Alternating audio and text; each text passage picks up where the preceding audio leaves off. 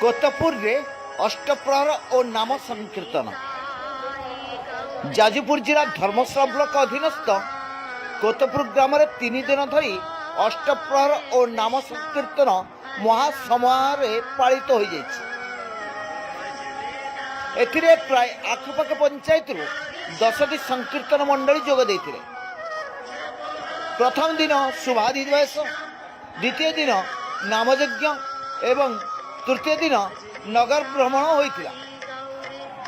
सरकार कोविड नियम को आखि आगे रखी अति श्रृंखलार सह यह अष्टप्रहर होइतिला।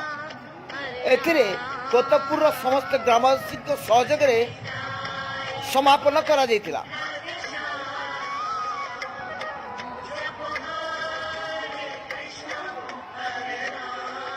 सर्वशेष एक नैश्यभोजी ग्रामवासी द्वारा आयोजन करी भक्त मानक मध्य बांटी थे। धर्मशाला पुष्पिता राउत रिपोर्ट उत्कल ओडिया।